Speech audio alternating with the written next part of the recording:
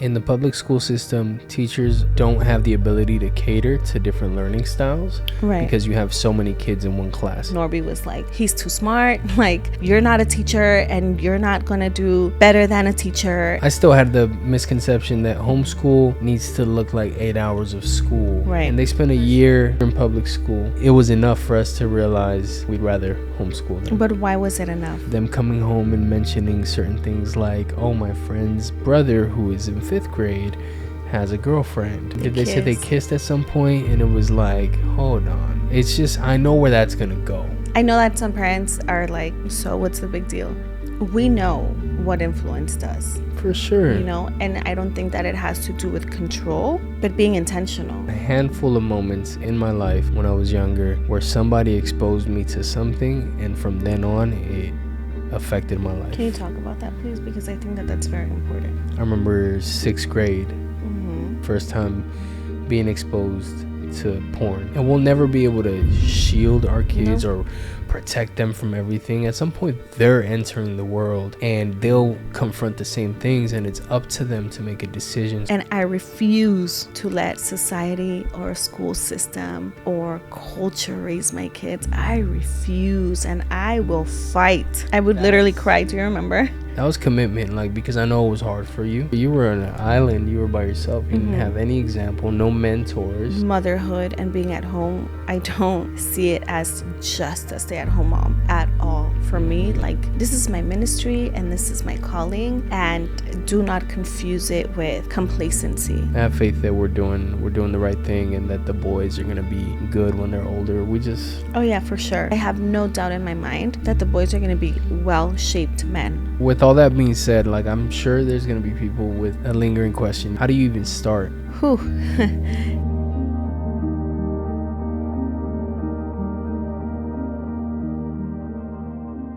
All right, guys, we're back. Another episode. Today we're going to be talking about homeschooling, why we chose to homeschool, and I guess we'll talk a little bit of how we homeschool, but just really we want to explain the mindset behind why we made that decision and how that's happened to play out and how we feel about that decision now, you know. So we get tons of questions all the time. I know you get tons of questions about how you do it, and I know that we had our doubts when we first started as well. Why did we start to homeschool? We kind of got thrown into it. Well, here's this interesting part, okay? His sister got sick a couple of years ago when I just had Zaya. He was a couple of months. She would homeschool, and I would go every other week to help with her kids. And I would not necessarily teach them. I would just kind of like help them with some work. She would do a charter, so meet with their mentors and all these things, right? I would just kind of help in that way. I wouldn't teach them. So that was my first exposure. Yeah. Okay. With their quote, kind of like Blue Ridge. Blue Ridge, you meet once a month. Okay. With their mentor. You give them a sample of your work. They're checking, how are you doing? That's how it was over there. But even then, it was never a thought. Yeah, I want to homeschool. At that point, nobody we knew homeschooled besides my sister, and she lives really far away. She lives in San Diego, so it was like out of sight, out of mind. Right. We didn't know what homeschooling necessarily was, and my wife is helping her while she was sick and recovering from a very heavy sickness that she was dealing with at the time, and my nieces and nephews are homeschooled, and so I forgot about that. But that was like my first exposure. You were getting exposed, which is insane, because now as I see, there's so many things that the Lord has put in my heart since I was 20, and as I see my life now 10 years later, I'm like, whoa, Lord, actually this makes sense. Where at 20 the Lord gave me this promise, and I'm like, that's insane. I'm never going to get there. How am I going to get there? I don't have an education. I don't have a degree. I don't have a career even. That's crazy. And then boom, this happens. Now I'm being exposed to it. And it's wild because now as a homeschooling mom, the method that I try to go is Charlotte Mason style, which is just very seeing the child as a whole and being exposed to nature, and I can get into that a little bit more, but anyway. Before you go too far. Yeah. the way that when I would take care of my nieces and my nephews, I would see the way that these women would be, because that was even the first time I got exposed to what community looked like. And at that moment, I was reading a book by Levi Lesko. I can't even remember the name right now, but there was one thing that he said, and he said, you know who your friends are when they can come into your house. You don't have to be there. They know where everything is. And that was my first exposure to what community looked like. Because when my sister-in-law got sick, I always get emotional. Her friends started pulling up, and I would be with the kids Monday through Friday or Monday through Sunday. And friends would come in and they would drop off dinner. And then Miss Green, she isn't carved in my brain and my heart, but Engraved. she would, yeah, engraved. She would bring delicious meals, and she would bring sourdough bread. And I was like, who are you? What do you mean you make your own bread? She was so patient and so kind to her children, to everyone around her. She impacted my life. And then one time we went to these kind of like a descanso gardens out there in San Diego. And it was like a field trip for the kids. She invited us, and I saw the way she was doing things with her kids. And I'm like, I was impressed, because she was doing the Charlotte Mason way, now that I know. But they sat, she's like, let's observe. Like, what do you guys hear? What do you see? What do you notice? They had their binoculars. We're looking at the birds. And I was so impressed. I'm like, who is this lady? Why is she so amazing? Mm-hmm. Now I understand, right? As I do my research, as I'm doing my own way for my kids, I'm like, man, that lady impacted me. And it was her way of being. It wasn't she, not once did she tell me, you should homeschool, you should do this. It was just who she was and her lifestyle, and anyway, it's crazy, because that was 2017. Amaziah was not, He no, was 20, 16. old. He turned 1 Oh, wow. after. And that was it. And then still. I was going for like a year over there. And that was that. I not once considered I would ever homeschool. I was just like, no, it's not for me. I don't have a degree. I'm not smart enough. I could never. And then we got kind of thrown into it, because I was at COC and my kids were in the early learning center. So COVID hits, and I was telling Norby, I'm not going to send the boys to school, even with a mask. I don't care. I'm not exposing them, because it was like the early stages. So the boys were doing Zoom and everything. And that year of 2020, Amaziah should have been starting kindergarten. But I was telling, it was like the COVID vaccines and all of these things. And I'm like, I'm not doing that.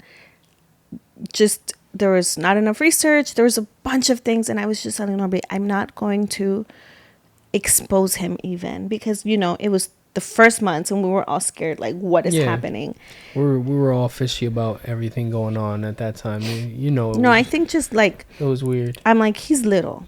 I'm not gonna do this. There's no point in risking it. So I said, we're not sending him to school. We tried online, and it was an amazing school. One of his cousin's wife was like, I have the kids here, they love it. I tried it and hated it. It was online. It was just so much work. And I'm like, why am I doing all of this? I liked the way that we were learning. What was tedious for me was having to upload the picture and having to send out the email for every assignment. I would tell Norby, this is kind of annoying. Like, why do I have to do this? So that's when I said, maybe we'll homeschool just for this year and we'll see how it goes, And that was it. Just FYI, if you're throwing your child into kindergarten through homeschooling, there's no online form, nothing you have to do. That's until first grade. So I didn't know that. I was going crazy. I'm like, oh my gosh. And I felt so bad. I'm like, I'm going to go to jail. Someone's going to send me to jail. They think my kid's not in school. And then months later, I found out. I was like, oh, I freaked out for nothing. But you learn as you go, And so that's how we got thrown into it. And then homeschooling that first year was like kind of smooth for me. I think I was more worried. There's so many things I can say, but I was like, his room has to look like a school.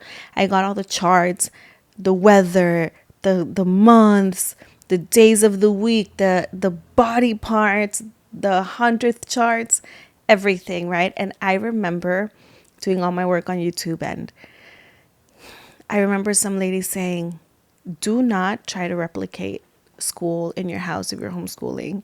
And I remember that was the first time I'm like, nope, you don't get it. Goodbye. You know? Not what I want to hear. I was like, But no, you're crazy. I need for it to look like that. was that when you bought those puppets? No, I bought the puppets That was 2 later. years ago. Yeah. She bought some puppets and I was like, that's expensive. It was very expensive. One puppet was She's 30. like, these are more expensive. No, it was way more than that. No, it wasn't, love. The puppet's like 24 or 30. Are you sure? Yes, the one I wanted was like, it was the whole collection. And it was like, I want to say like 300 or 600. You can get the expensive one that you wanted, but it wasn't those. Yeah, we didn't spend no 300. No, we didn't. We have one like puppet. It was so. expensive. No. Oh, okay. I got one puppet. It was expensive. And I will tell you why I got it, because theater reading. That's why. And I'm the only one that has used it with the boys. Yeah, playing. No, I used it a little bit. Did you? Yeah, but then when you started using it in a fun way, when I would use it, it was boring. Yeah, and I use it in a fun way. I'm chasing the kids around with this puppet. Saying, We're not doing school, by the way. Yeah, they're not doing school. I'm just playing with them. So now when I tried to do school with them, it was not working, because they were like, girl, what are you doing? This is so boring. Oh, man. But even that's a great example, because it's like, I thought, we're doing this and I have to entertain them, right? So it was this whole big misconception of what I thought it needed to look like. Mm-hmm. I got all the curriculums. I'm like, we'll put the things science, on the wall, ELA, ABCs, everything, got this big old thing that's been in the room for years, and I'm like, can we get rid of that? I bought that when I took care of Raina. Oh, okay. And I would do that with Raina. Okay. I don't know. It's been some years of this. It's been now, a lot so of things that things I have piled purchased up. Too. Yeah. But no, go back to Z, 2020, all the curriculums. I'm sitting there and I'm like, I don't know how I'm going to teach this child any of this, but let's go. And I would just read through the curriculums, and our firstborn picked up everything so quick that mid-year, I think like January, like February, I picked up another curriculum, which was like a first grade book. And now I started to do first grade stuff, because he learned how to read so fast. Zaya has been reading books since he was months old. And we have pictures. When he was like 1 and 2, we would tell him, bring some books so we can read. He would bring us a stack and I would read them all. He's always loved reading. So I don't know if that's probably why he picked up on reading so quickly. But he did. And anyway, when the school year was done, I was like, whoa, this boy is really smart, right? And then we fast forward to 2021, when Norby was like, he's too smart. Like, we need to send him to a school, because you're not a teacher and you're not going to do better than a teacher. And Norby would tell me, like, he's going to fall back if he's here at your hands, because we saw how great he was doing, right? Basically, I saw that homeschool. I still had the misconception that homeschool needs to look like 8 hours of school. Right. Oh, yeah. Like traditional school is, right?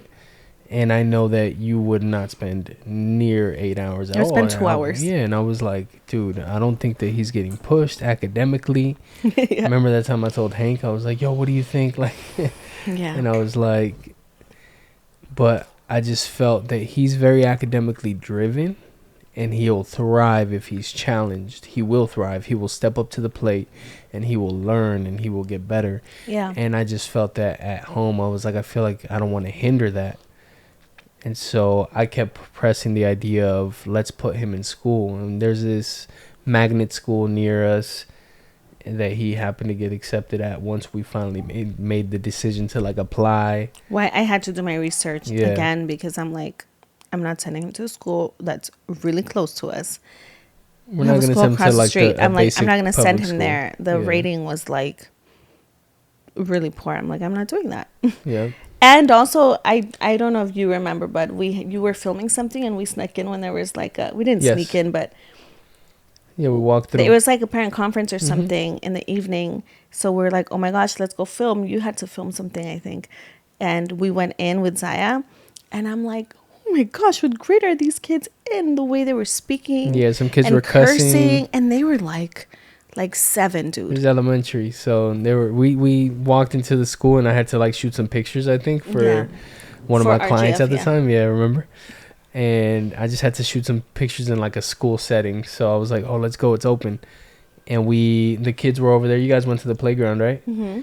And while I was trying to shoot these pictures, and then yeah, the kids are cussing and all that, and it's like, oh snap, this is what kids are gonna get Yeah, exposed I to. was like, Mind you, I'm it's sorry, I was being judgmental. I was like, I am not sending my child to the school. but we know what we grew up with. Like Right. first time I cussed, I was in elementary school. I remember my sister caught me. She's like, what? You know, because she was working at the school, and I was I like, bet you so what? many people are gonna be like, Norby has a sister. Yeah. Yes, and they're twins. They're not twins, No, but they we're not look. twins. He looks just like her. And then but man, I mean, yeah, it's crazy to think what we were exposed to. But anyways, we got Amaziah signed up at that school, and the pressure that I was applying ended up At the working. other school. The pressure I was applying ended up working, and we finally decided, okay, fine, let's put them in school. And this is after COVID, so kids are going to school masked up. 2021. 2021. They're going wearing the masks, which even seeing that sight was like little off-putting. Like we didn't really love it. But he went to school, and Nigel went to school, Mm-hmm. and they spent First grade in ATK. a year in public school, and in that time, it was enough for us to realize, yeah, we don't want to leave them in a public school, and we'd rather homeschool them. But why was it enough? Here's what I'll say. When they first started, I knew my red flags. I'm an intentional mother. I knew my red flags. First off, I was like, had homeschooled for a whole year, was already doing my due diligence with my research, had built a rhythm. Mind you, I was homeschooling a kindergartner. I had a 3-year-old and I had a newborn. So I want to paint this picture, and I have pictures too. Like, I would sit there and do school with Zaya. I had TS on my wrap. We would go outside and do nature science, natural science outside. And we were studying the trees, and we would look for little worms and study the worms and study living objects. And it was beautiful to me. Yeah. I was impressed of like, what? I can build this life with my kids? No one ever told me, right? And I would have tears in my wrap. Naija was like 2. Yeah, Naija was like 2, and Zaya was barely 5. And we would do all of these things, and it was really lovely to me, the way that Naija would sit or I would do busy things for them, right? I would sit and do school with Zaya. Naija would be busy with things, and Tias was always on my wrap. He was always on my wrap. I would be breastfeeding while I'm reading to them, breastfeeding while we're doing history, breastfeeding, and I just thought it was really lovely, because I think that it just showed me a different side of life. Mm-hmm. And it showed me, as women, as mothers, as wives, what we are capable of, and again, this was not a lifestyle that I was raised in. There was never even a thought that this could ever be a possibility, and also like the misconception of, you have to be smart enough to do this. That's such a lie. You just have to love your children to want to do it. That's it. And I know all mothers do. So anyway, that's where we had this beautiful dynamic at home. And, I was already doing things with the boys in the kitchen, and you guys who follow me have seen how we do it. We're cooking together, we're washing, teaching them how to fold clothes. They were so little, but it was just this lifestyle that we were already building. Yeah. So taking them to school felt like I did not love it immediately. I didn't love it at all the whole time, but my first red flag was when they had to wake up so early in the morning, and it was like tears. Tears. I don't want to go. Why do I have to go? And I'm like, I'm sorry. Like, this is what it is, you know? And it Every just felt day, so every rushed. day. And you know what was crazy? That I would go drop them off, come back home with Tias, make breakfast for Norby, hang out with Tias, breastfeed Tias, sleep Tias, wake up, give Tias lunch. I could not even finish doing one thing before I had to go pick them up again. Yeah. And I just felt like it was so rushed. Yeah. And I was like, what the heck? Like, where I have 6 hours, where is everything going, you know? Yeah. It wasn't like I could come home and clean. And no, I had a baby I was still taking care of. So that was like chaotic for me also. Then we had experiences of like our sweet Zaya, who I think we've tried to raise them to be in, we've tried to intentionally raise them for us to be united and have conversations. Yeah. Was like not wanting to be with us anymore. Or his little brother, remember, he no longer wanted to play with Nige. It was, we could see the change of character. We care a lot about unity, and we try to press, you know, for unity amongst ourselves, amongst us as a family, and amongst them as siblings. And they're in different grades, Zaya and Nija, so naturally they were separated by that. And then Zaya was just gravitating towards his friends, and just like any other kid would, in a sense, right? But yeah, there was a little bit of a disconnect there at that point. And every time we picked them up, I would ask, like, what have you learned? And there was never anything real that I was getting back from him. And there was never anything real that I was getting back from him in regards to what he learned. And it would always be, oh, so-and-so, my friend has this video game, and he was showing us how he plays this and how he does that. It was always something about Minecraft or some video game, and the teacher would give them time to play games during the class. I guess when they didn't have much to do, they would earn playtime. And they weren't playing any video games at home. They weren't exposed to any video games. They didn't have an iPad at home or anything. So that was all brand new to him. So because that was brand new to him, he's really, every time I'm picking him up, his mind is like more so focused on that video game than anything he may have learned in school that day. And there's so many things. The food. I remember so why he got tons of iPad time was because he was advanced in his class. So that's what I wanted to say, that through he's so smart, let's send him to school. We sent him to school. They asked me for transcripts. I'm like, I don't have any. He's homeschooled. He was homeschooled this last year. And 2 weeks in, his teacher asked me, because I think he got in like a month after the school year started. I think so, probably. I think we did start late. And his teacher asked me, she's like, oh, are you a teacher? And I'm like, no, why? She's like, you're not? I said, no. She's like, you did really good with your son. He's advanced. She would sit them by like color code. So he was green, which it was him and 2 other kids, which were like the advanced ones. Were they like honor roll, or what was that called? No, he was not on honor roll.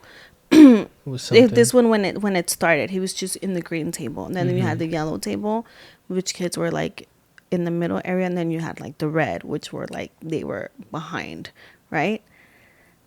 I'm like, okay, what do you do in a setting where you have 3 kids that are in green and you have 5 kids that are in red, and you have to teach them all to advance? You know what I mean? And so because when she was focused with the kids in the red group, the kids in the green group would get a bunch of iPad time, which was my son. And while sometimes it was, I think, benchmark, I don't know, like all these other things, it was just online work. And I would ask Zio, what'd you learn today? He's like, nothing, Mom. For months, he was like, Mom, it's still the same thing. It's still what you taught me. Still learning the same thing. So this whole time, while the kids are in school, Zaya has one experience, and then Nigel has a complete opposite experience. My sweet little angel is now crying every morning. I don't want to go to school. I hate school at 3 years old, and that did not sit well with me. And I was telling Norby, I'm like, this is not okay. He's 3 years old. Why are we allowing him to stress and cry over school? This doesn't make sense. But I thank God for the shift of mindset, because I remember you were like, you can't save him from everything. And I'm like, dude, he's 3. What do you mean? And so it was that. And I would tell Norby, like, I am so attuned to their needs and their emotions. I know something's not okay. And it's so wild because literally barely this year, there is Nigel's telling us all these things of like, this is how my teacher was. She was very stern and different and strict. There were certain things we found out then, but now this year which it's been how many years since then? He just turned 8, 4 so years. 4 years, yeah. And he's just now telling us other things that took place in that class where I'm like, that's part of why he didn't. He would cry. You know, he would cry and he didn't want to go to school, but he didn't share that stuff with us then. Yeah, and it was really wild because I would see the shift, right? And my mom heart would break over, like, well, I tried way too hard for Zed and now start acting like this, and way too hard also for like Nisha to be like, I don't want to go, you know. I was not okay with it. So I was praying, you know, because what do you do when you can't change a situation? You pray. So I was praying and I was like, Lord, I don't feel good about this. And I would tell the Lord, look, Lord, only you know what's best for my kids. And if homeschooling is best, God, I pray that you begin to shift Norby's mind, his heart, and the boys, right? Because if they didn't want it, then they would ask me, right? And then sure enough, thank God that happened, like starting in March. So I was like, Mom, can you just homeschool us again? Like, I've been doing this. It's still the same thing. I haven't learned anything new. And I was like, yes, that was my first win. And then Nisha started like crying and it was getting harder. And I was just, his teacher, while she was a great teacher and a great person, she just did not know how to deal with someone like my son. It's not even that she didn't know. It's just in the public school system, teachers don't have the ability to cater to different learning styles, right? Because you have so many kids in one class. So she couldn't switch her learning style for Nija. She couldn't. She had one way of teaching, and that was, hey, you got to answer these questions, and you got 5 seconds to answer them, and you got to pick it up, and or you got to pick up the pace, or you're gonna fall behind. Right. And Nija was, he under pressure sometimes. He gets stressed. He still can achieve everything and learn everything, but he just needs a little bit more time, and we've come to learn that. But his teacher will never have the ability to be able to cater to him, because she's got 20 other kids to cater to, right? And every one of them is different. Yeah. So we made that realization. And then the same thing with our oldest son. It's like, he's smart, he's advanced, but at the end of the day, they're moving as fast as the slowest kid in class, because they can't just leave him behind. So what do? They gave iPads to the 3 kids that were ahead. Say, here, you earned playtime, go ahead and play while I go teach these kids how to catch up. And so once we had a clear understanding of that, it was like, oh, that's when my mind started to how shift. did you feel? Like, because then you were like, then you were on board of like, actually, I realized that actually you did a great job at teaching him how to read, and I think laying the foundations. I was truly surprised every time that I would pick him up and I would ask him, what did you learn from school? And I just remember him being like so distracted, looking around and not being focused on in him, like when I would ask him questions like, hey buddy, like what did you learn in school today? It wasn't like I never got a clear answer of anything. Like he never told me, oh, I learned about this and that. He was distracted, and mind you, part of that is like him wanting to say bye to his friends on the way out. Yeah. And he's just looking for his friends, and when it came down to it and he started explaining some stuff, it would usually just be like, Dad, guess what? On Minecraft, you can do this and that and this and that, and you can join worlds. Can we join worlds with... And at this point, again, like, we're not exposing our kids to video games. We're not exposing them to anything like that. You know, we're very selective with what things they can watch on TV. Mm-hmm. And then on top of that, there was other things that we haven't mentioned yet, such as them coming home and mentioning certain things like, oh, my friend's brother, who is in 5th grade, has a girlfriend. And they, I don't know, did they say they kissed at some point? And it was like, hold on, like, all right. It's just, I know where that's going to go. The longer I leave you in the school, you become desensitized to that. That becomes normal.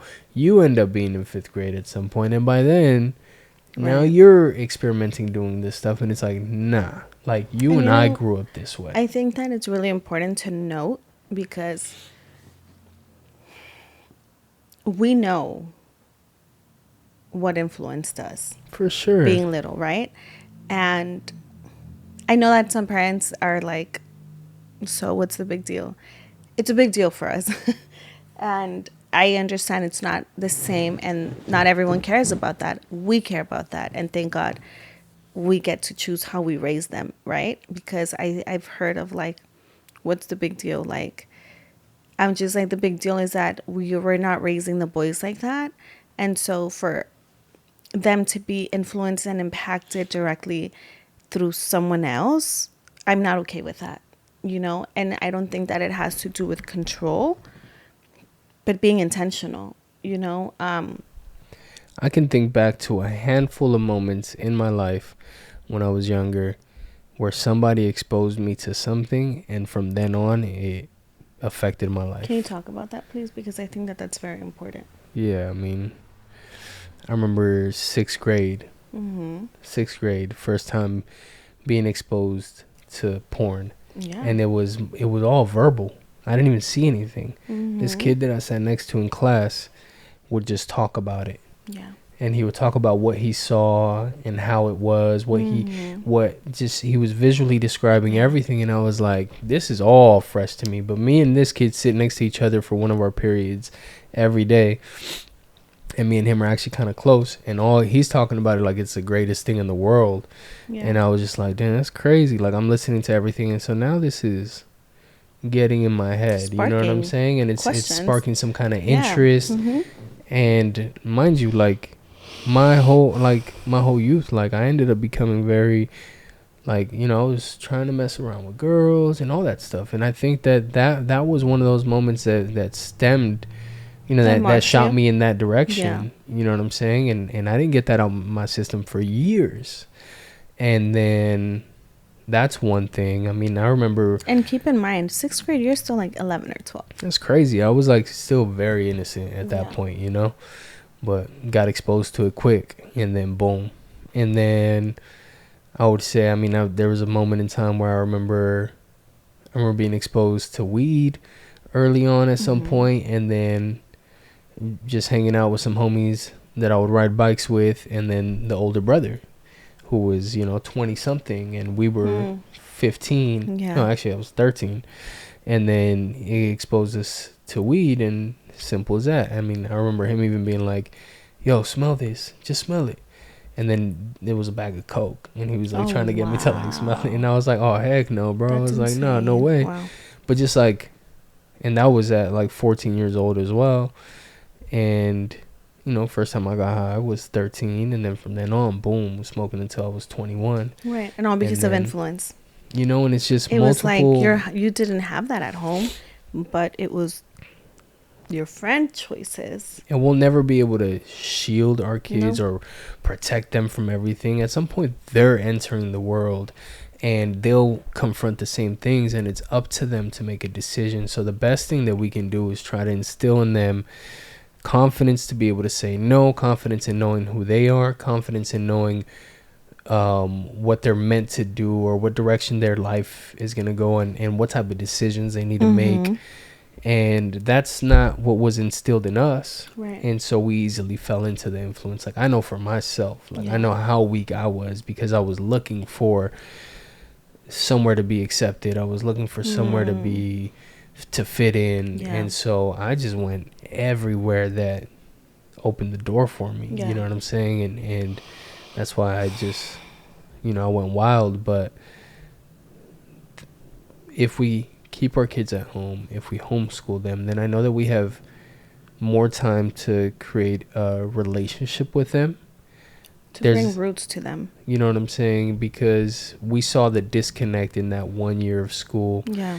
Again, you can be intentional with your kids while having them at public school. So Right. I know a lot of people who are, and I think that that's amazing, Yeah. and it's certainly possible. So I can't say that it's not, but I don't know. I think there's a lot of intention with keeping them home, and it's not about just academics, but it's about being able to build up their character, being able to form this relationship with them. And it's like, at the end of the day, one day our kids are gonna grow up, and it's like, how much time did you spend with your kids? You know what I'm saying? Yeah. And you've gotten to spend countless hours with them, and we don't know what this looks like at the end of it, right? But we're absolutely praying and hoping that it's the best thing for them, and we believe it'll be the Right. best thing for them. And again, like you said, it's not about controlling, but I think when when you're being intentional, as far as my motherhood and being at home, I don't see it as just a stay-at-home mom at all. For me, like, this is my ministry and this is my calling, and do not confuse it with complacency, because I feel like for a long time I struggled with that, where people would be like, oh, you're just a stay-at-home mom. And then I think I was like, I think every time I worked hard, I'm like, dang, like, just a stay-at-home mom, like, I'm like, no one sees the work that's put in, and I don't expect anyone to, and I don't expect nobody to clap for me or earn anything like that. I do it unto the Lord, and that's the truth, because I was sharing with Norby this morning. I'm like, I don't know why I take this like real serious, but I do know why, because since I was 16, and even becoming a mom the first time, I would ask the Lord, teach me to be an extraordinary mother. Like, that I want to do this well. I want my kids to be grounded and rooted in your word. I want my children to never depart from you. I don't know that. I don't know that they're not. I don't know any of that. But I know that it's not about controlling. It's about rooting them in their identity, in who they are, in what home looks like for them, and being intentional. All of these things, I know that. And I think that there's the misconception that people think like, oh, you're shielding your kids. We're not shielding them. We're fixing the mistake that was made with us. My mom couldn't homeschool me. My mother was a single mom. She had 2 jobs, and my mom did her best. But I know what worked. I know that her intentional time from her 2 jobs, she would be intentional with making time for my brother and I. She would be intentional with conversing. How was your day? What are your friends doing? And my mom knew all the tea, like, because she did a great job at building trust that we can tell her anything. I can tell her, Mom, I have a crush on someone. And she would be like, okay, make sure that you're respecting yourself. Make sure that you're not doing other things, even that part. Like, I was 11 and 12 and 13, and she would always say, hey, if a guy ever tries to tell you, prove to me you love me, by like doing the deed, she's like, they just want one thing. And though I think that was very intense, it stuck with me, and I could allow myself to be respected in other ways better because of the conversations that were being had at home. But again, same thing, I was exposed to certain things. And while I was exposed to a lot of things also, I knew who I was, right? Because I had a relationship with my mom and with my cousins and with my brother, and they would all talk to me. So I knew we don't do those things. And that's the part where I told Norby, like, though I had that, then we also had the influence of what we think we're supposed to act like or talk like or be like, right? And so this matters because when you know how they say, like, you will become what is it like? Tell me who you're with, and I'll tell you who you are, right?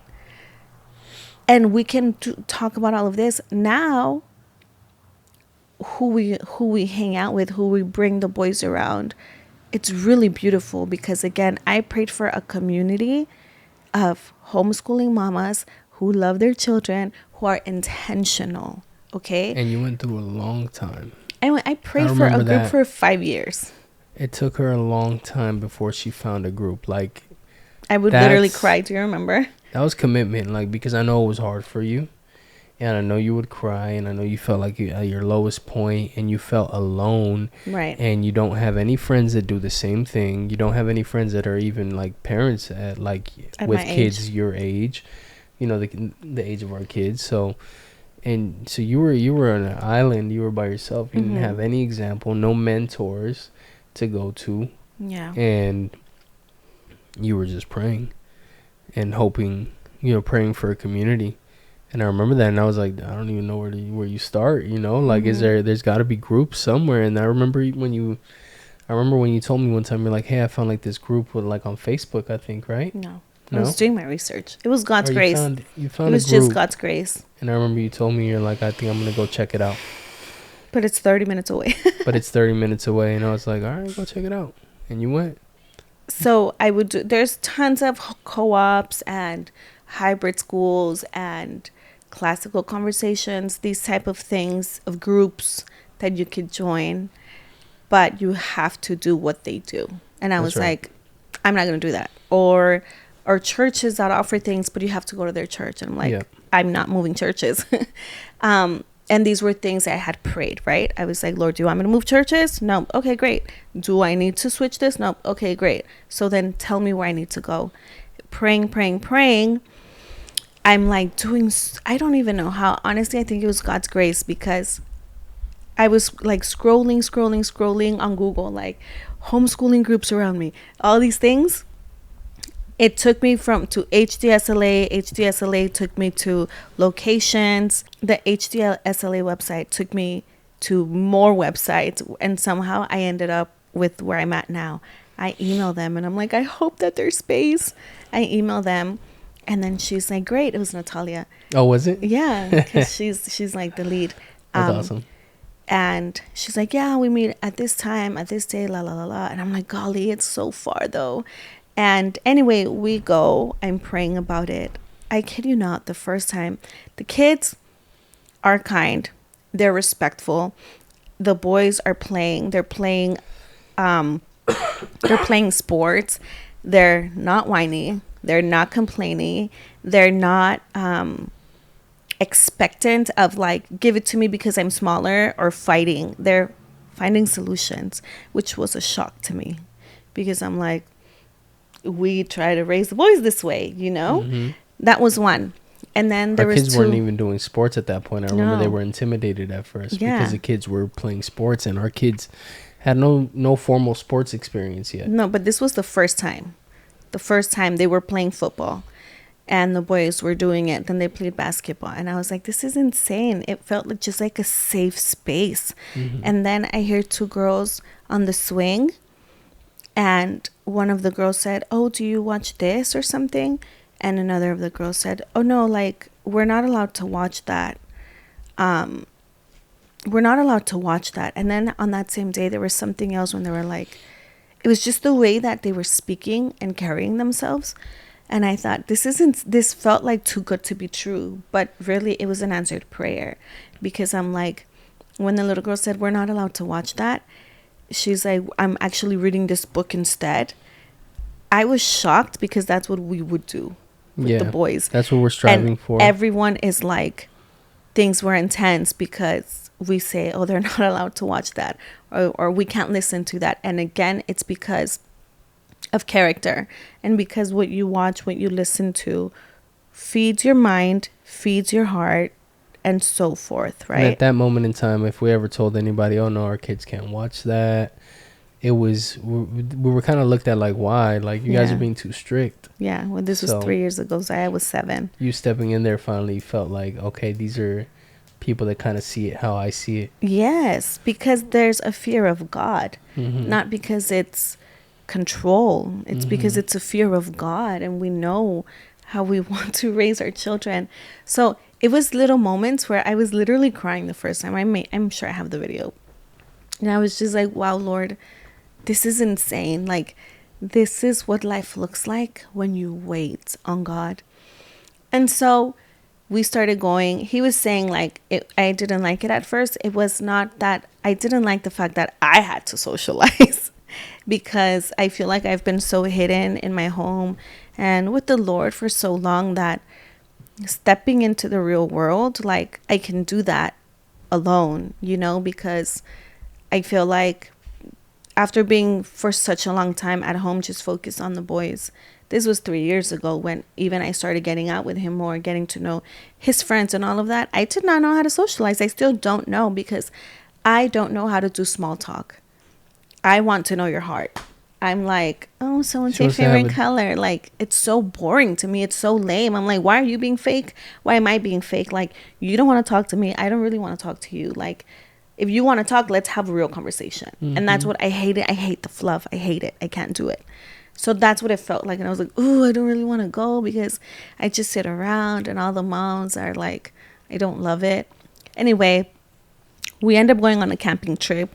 Boom, everything changes. Because in that moment, I was like, okay, Lord, I felt like the Lord was saying, don't give up yet. Don't give up. Like,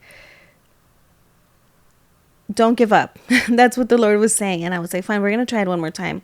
We went camping. Everything changed completely.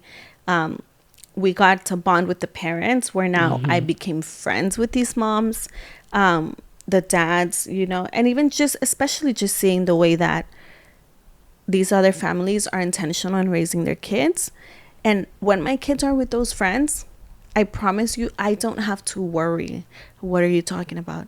What are you listening to? What book are you reading? What show are you watching? We don't have to worry about that. And that's the part that I mean when people could be like, you're so controlling. I'm not. I'm choosing to do something safe for them. And I tried it so hard for years. And now it's finally here, And I think that just in life, I told Orby, we're like the little black sheep because things that we do can seem rebellious, but it's just things that God has placed in our heart. Like, there's better. You can do better. Search for it. Wait for it. Seek for it. God provides it, And so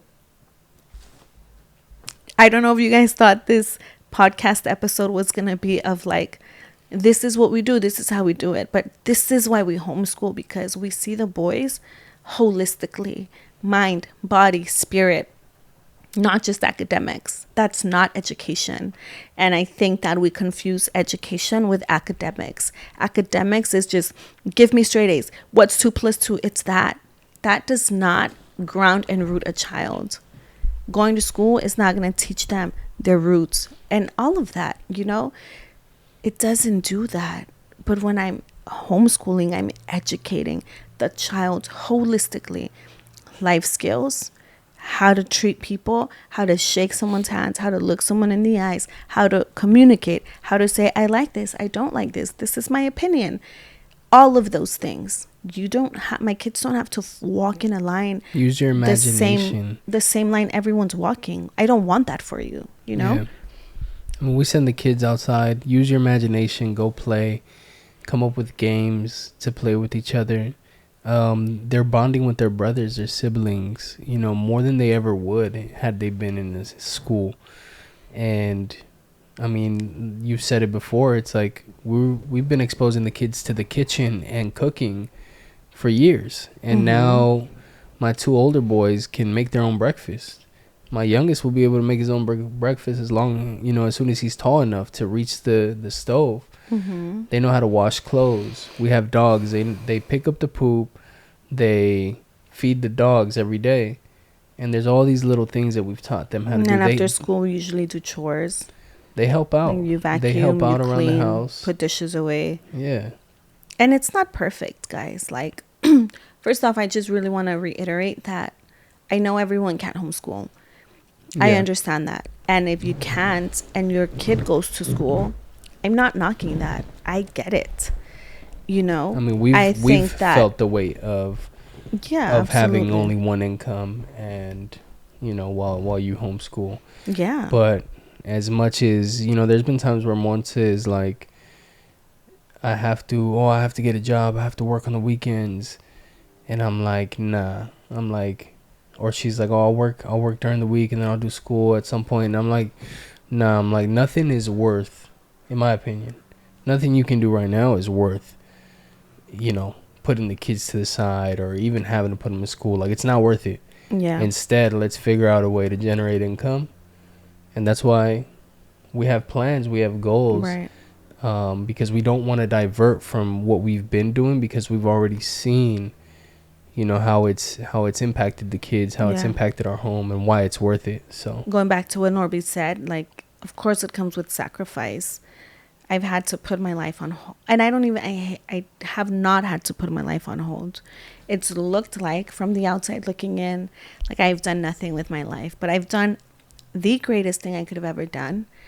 Um, and I know I don't have expectation of God to reward it, but I know He will, and 30 to 40, we're going up. And so we're here trying to do content, and we're just dreaming. Is it going to be perfect? No. Is it going to be quick? No. And I don't care. It's going to be in God's timing. And I've seen it the last 10 years play out, where I'm like, Lord, why am I doing this? This doesn't make sense. And then boom, I see, oh Lord, I see why you led me that way. And it's been the same thing with the boys. And I know that so much fruit will bear from this, my yes to my home and my kids. And I'm grateful for that. Um, again, I know that everyone is not able to do it, and I get it. We all have a different calling. I think my calling is to be at home and raise these children. And other people have different callings, and I think that that's amazing. We are a body, and we are not all called to do the same thing. But when we're homeschooling, again, we're not just teaching academics, we're teaching character.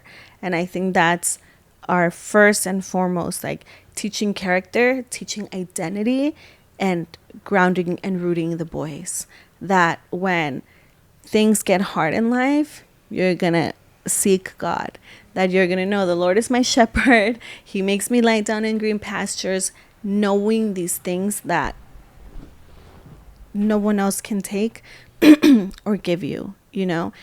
It's just doing it holistically. So basically what you're saying is, beyond just the academics, it's like it's every aspect of life, such as relationship building, solving problems, real life skills, Yeah. right? Yeah. It's like you're learning everything outside of just what's 2 plus 2 and 5 Right. plus 5, right? Which, yeah, I mean, Which is I don't what I know how mean. much of that you get in a public school. You know what I'm saying? Typically it's worksheets and homework, and you might be learning some stuff, but you're teaching that too. Yeah. It doesn't, let's not take away from that either. Like, our kids learn how to read. Our kids love reading, Yeah. and they read every day. They're reading books. I'm Like, so proud I of just bought my oldest son a book collection, what is Narnia. it? Narnia, the Chronicles of Narnia. And he started flying through it right away, and he got excited. We watched the movies. I introduced him to the movies this year, and they were like scared to watch it at first, and then they loved it. And then I was like, they were reading like Captain Underpants type books. What are they called? The other ones, Mm-hmm. which is cool. It's like a comic book, but I'm like, that's not real reading. I No, was but it like, was not even feeding their brain. It was no, yeah, so we didn't like annoying. it. We didn't like it because it was like, dude, you guys are talking about farts and blah blah And blah. poop. And I was like, this is not helping you. And then I was like, you know what, let me get you some real books. And you had gotten him some other books before I got him this collection, which he was reading. Yeah. But then I got him this collection, and he's reading through it. He's 10 years old, but he loves reading. And dude, like, he's reading all the time. Like our car rides right now, which I was thinking about last time, because considering our Arizona trip and then our Utah trip, like our Arizona trip, we're like, oh my gosh, 6 hours. We need to do activities, right? To not give them the screen. And I was just thinking about that, how we've built habits that you're not going to get a screen because you're impatient. Go pick flowers, do something. Anyway, right now in the car, when we're riding, like, The three of them have a book. Mm-hmm. Zaya has a Even book. our youngest. Naija has a book. Even Tias has a book. Tias doesn't even read. He brings it because he sees his brothers. Right. Are And reading all because, the and time. he knows, like, even though he doesn't know how to read, he knows because he has remembered what we've read to him in that book. So he knows. And I just think that that's very interesting because I'm like, wow, this is a habit we've built. And I think, again, we get to choose what we're going to build with our children.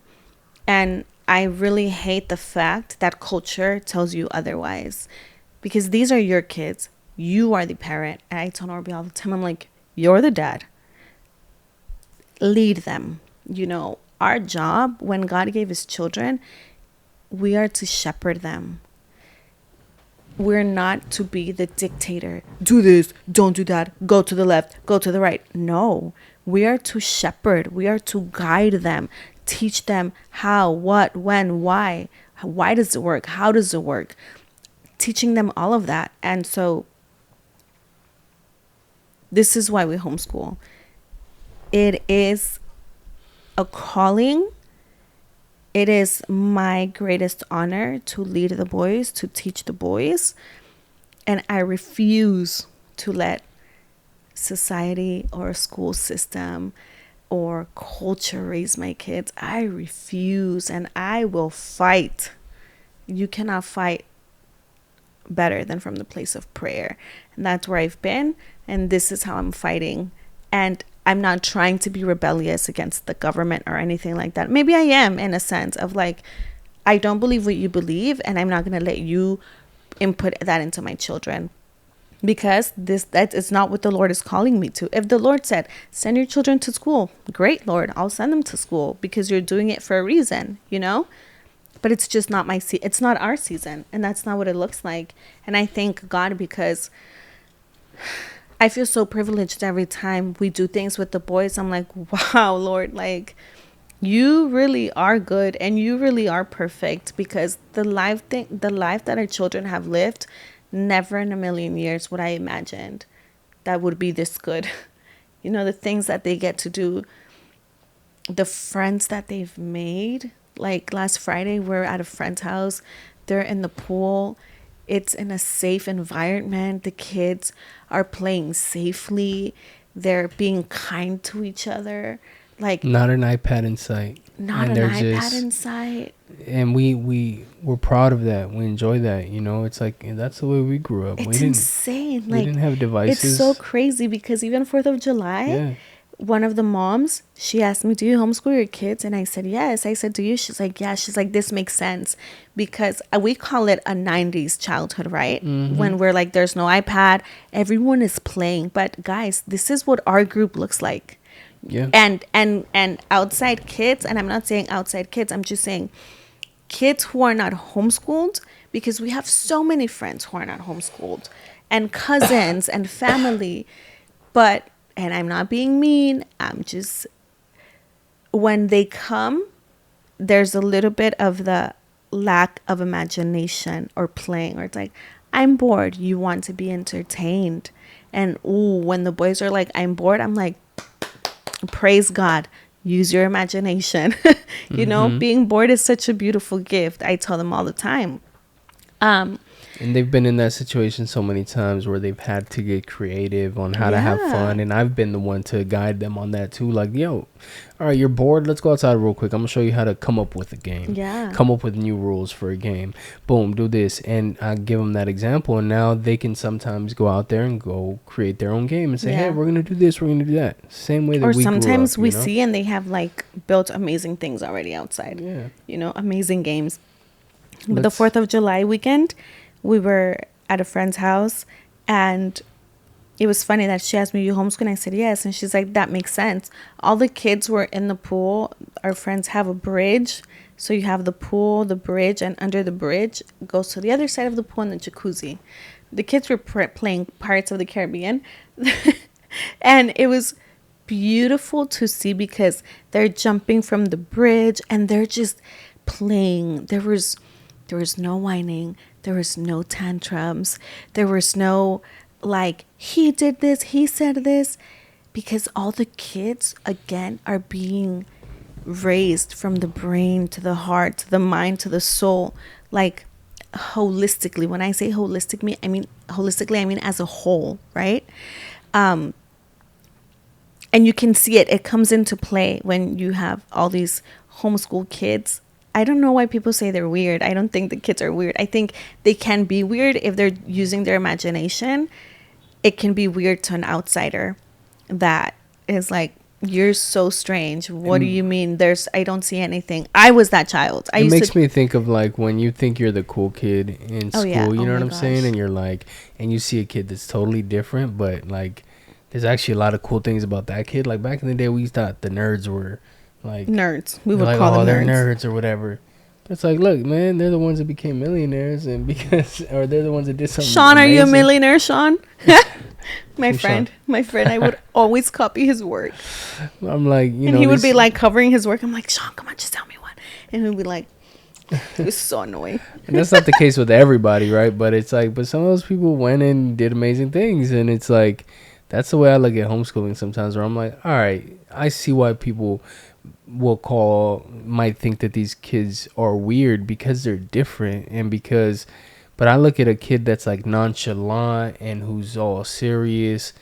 I'm like, damn, that sucks, because you're not being allowed to just be a kid, right? And you're not being allowed to be too excited or to show, too much excitement over something, or you're not allowed to be into certain things because it's not cool enough. I'm like, that actually sucks, that you have to shelter that in and be, have kind of this, like, imagine we went through this, like we went through high school, like having to put up a certain front, a certain persona, and be like, oh, I gotta be this so and so person, cool. Like that, I gotta be cool. Yeah. And that to me sucks. Right. I went through that. Yeah. And it's like, now looking back at it, I'm like, no, that sucks. Like if my kid could just be a kid, yes, like, my kids are still young, 10 and under, and it's like they're still playing with toys. Like that's amazing. And at some point they're gonna put the toys down. But I think it's really let that beautiful. Happen naturally, and it'll happen at like 13, 14, and they're going to put them down and be like, well, you know what, I kind of outgrew this. Yeah. But God forbid they, at 10 years old, somebody's like, you still play with toys? Like, and then you suck the life out of that. And we've gotten that. We've gotten that. Like, when we've had play dates and, that's where I can see the difference. And when a kid that's homeschooled versus not, I can see it, because at 10 years old, I have a 10-year-old. The demeanor is very different from a child who's not homeschooled. The demeanor is very different. The mindset, the word of speaking, the way of speaking, it varies, and it, like Norby said, it sucks because they're supposed to be children, and I don't think that we live in a very pro-childhood time. And I told Norby, they're gonna be kids for so long, man. Literally, you get like 10 years if you're lucky of your kid's childhood. And I love that I get to see my 10-year-old he can still sit and play and use his imagination, and he can do the big kid thing too. But I've had to tell them too, hey, don't let their thought and their opinion shape who you are, because your imagination is a beautiful thing, and so I think it's a beautiful thing when we hang out with friends. Like, my kids have incredible games to come up with. They're like, oh, we're gonna play Nerf guns, and then they create this whole like imaginative world that it actually makes it fun, and then you spend hours doing that thing, and it impresses me so much.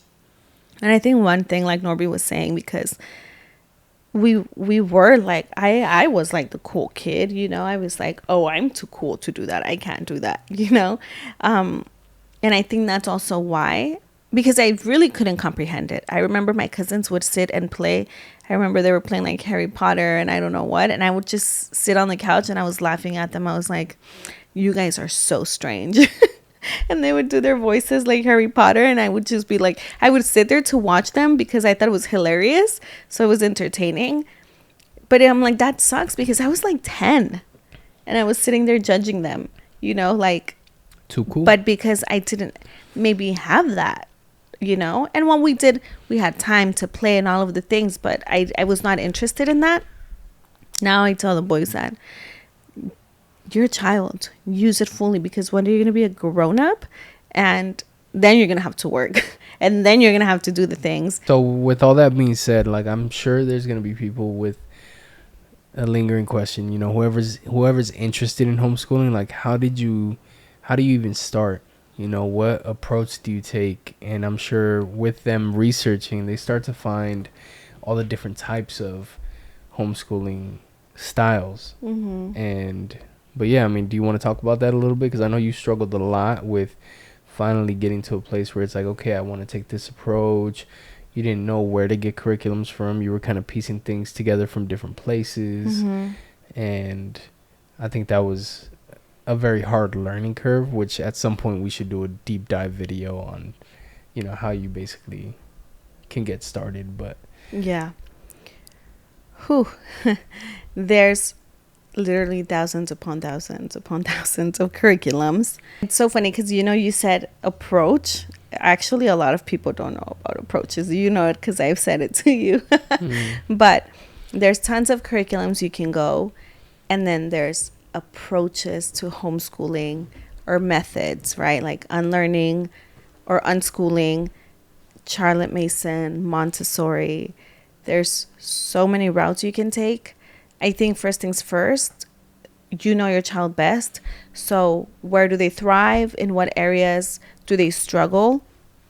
As far as curriculum, again, same thing. Like once you know, okay, this is how my child learns. My firstborn can sit and read through their curriculum and get it done.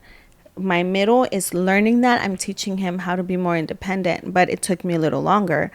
And then as far as philosophy, I think that I'm doing the Charlotte Mason approach, which is just trying to read a lot of books, doing narration. It's not hyper focused on academics. I'm not saying I'm not focusing that on the boys. They do their core. They do math and ELA. But as far as like nature, we do that a lot because another curriculum, kind of like if you're just academically based or you're kind of doing a charter, it doesn't require much. It just wants writing, math, science, ELA, la, la, la. My focus is different. I want you to know how to do these things, but it matters more to me, your character, your mind, your roots, and that you know how to enjoy being outdoors. Does that make sense? It does make sense. Okay. There's so many routes you can take. I also do want to say, as far as homeschooling, you can do a charter school, which it's kind of like you're still under the system, but you're doing it from home. Sometimes they give you funds for your child. You meet with a mentor once a month, and they kind of check in on you. They check your child's work. They see how you're doing. They're there to help you. They require everything that a school does. So vaccines, exams, all of that. They track everything for you also. Attendance, grades, transcripts, they have all of that for you. You can go the PSA way, which is like a private homeschooling.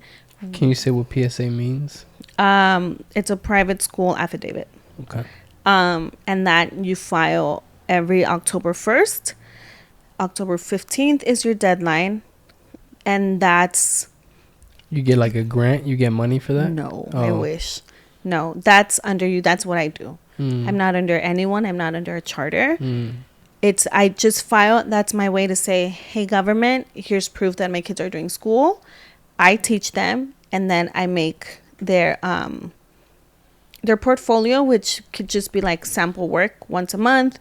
I will have in their sample work of like whatever project they did or writing they did, even art that they did. I'll put in their attendance, the curriculum that we used, and a bunch of little things like that.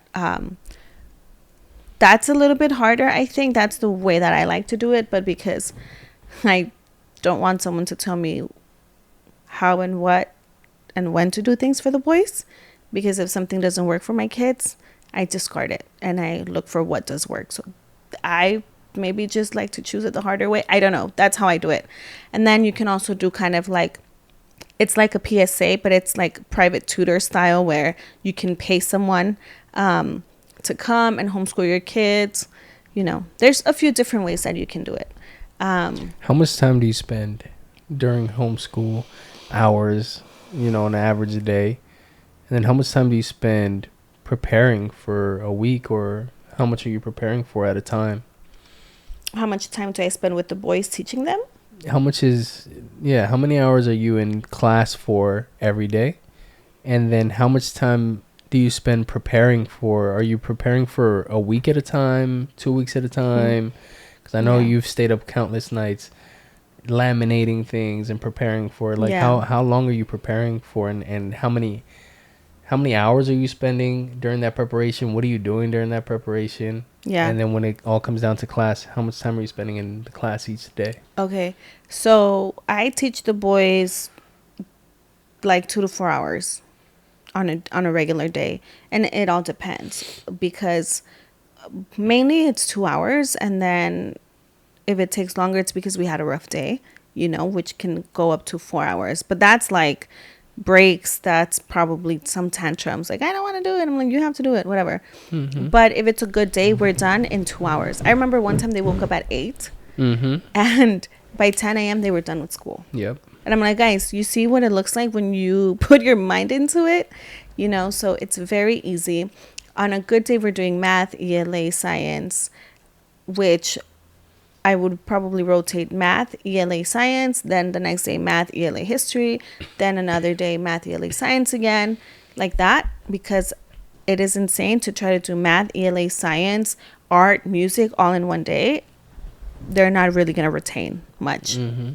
So honestly, school should not take more than 4 hours, and that's including breaks. How much time do you spend prepping? And what are you doing for prepping? It depends. Okay, so I know what you're talking about with the laminating, but that's when I'm doing unit studies. Okay. When I'm doing my unit studies, I love. I'm cutting, I'm laminating, I'm printing, and I'm seeing what curriculums I like. Again, maybe I just like the hard life. I don't know. But I see that the way that the boys learn through doing hands-on, which they were learning a lot. What is a unit study? A unit study is where you focus on one thing, but from that one thing. So, for example, we can do a unit study on Utah, right? They're going to learn English through reading a book. They're going to learn history through reading that same book. What is the history of Utah? They're going to learn the geography.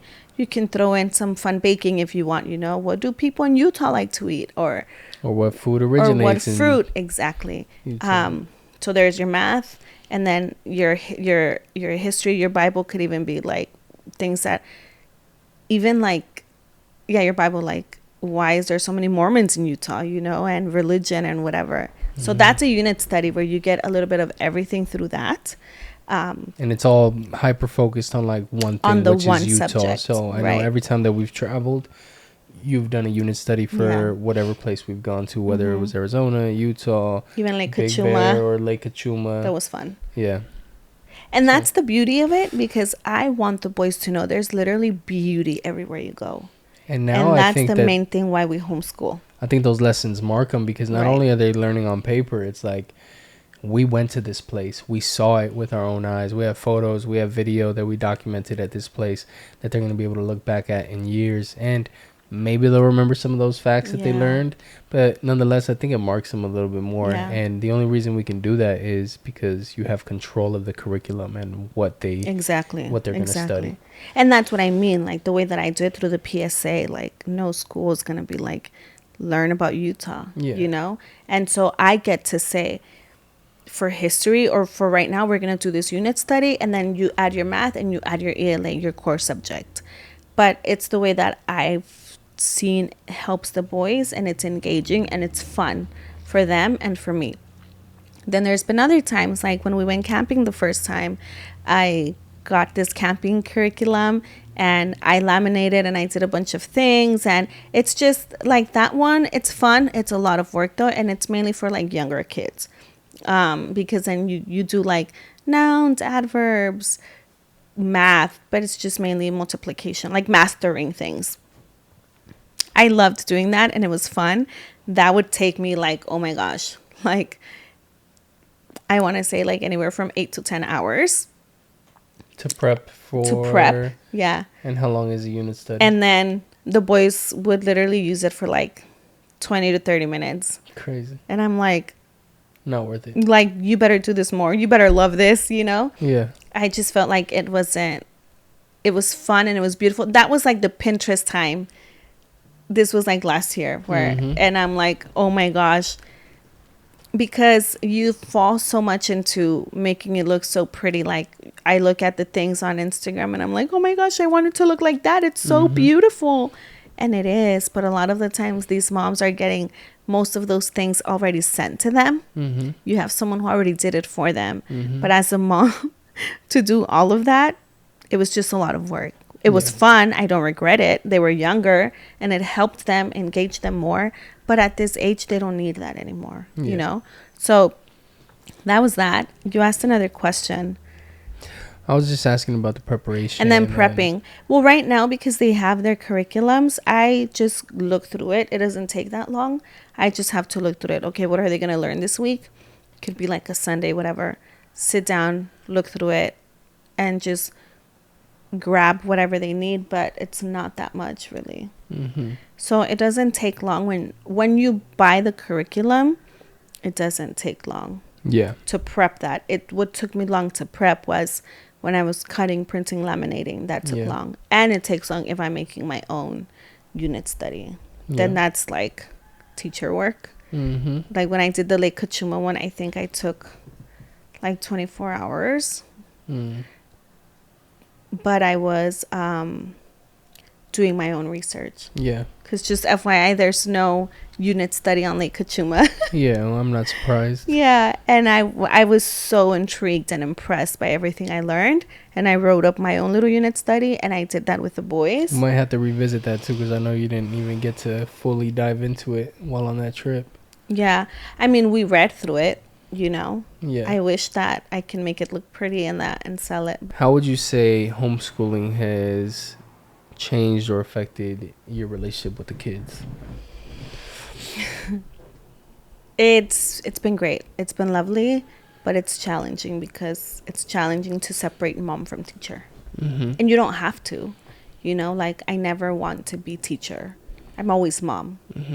But it's something for me to separate. Like I had to learn I'm not their teacher, I'm their mom. Because there was moments where Nigel was in tears. I'm like, you just need to get it done. You're almost done, right? But if I'm thinking teacher mode, like, get it done, academics, we have a to-do list, it defeats the purpose, you know? And so when I can say, hey, it's okay. I think your brain is not comprehending, and that's okay. Let's take some time off. Let's sit down. Do you want to cuddle? Yes, amazing. Let's hug.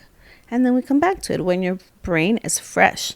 And we've done that. And that's on days where it could take longer, you know. I think that it has helped our relationship. Otherwise, I don't think that I would have that much time with the boys.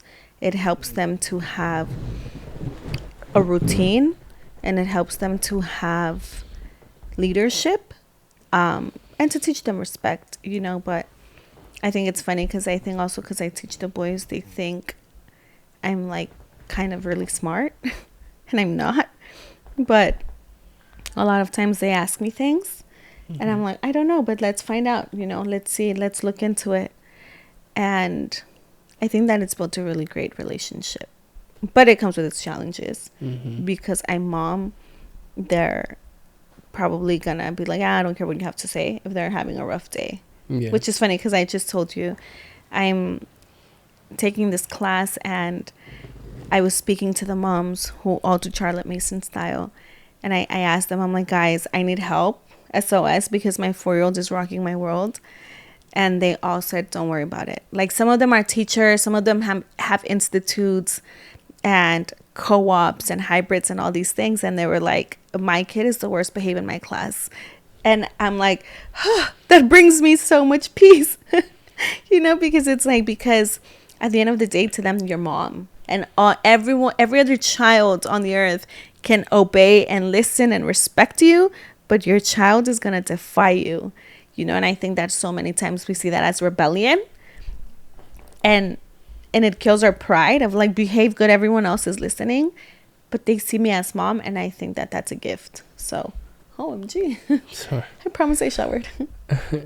And so many times people compliment us about our kids' behavior in public settings, and then we're like, yeah, but y'all don't see the private setting. Yeah. But it's like, a lot of people say like, it's a good thing that a kid can behave that way at home because they still feel safe. They feel comfortable enough to sorry, there's a fly here. They feel comfortable enough to be themselves, to have a tantrum, to, in the presence of their parents. But in public, yeah, they're just well behaved. And so I don't know. I have faith that we're doing the right thing, and that the boys are gonna be good when they're older. Oh yeah, for sure. We signed up for this, and we're gonna deal with all the stages and everything that comes with it. At home, they're getting the pruning. When we're out, people see the fruits of it. They can be respectful, they can have manners, and honestly, by themselves, they're so good. It's with each other.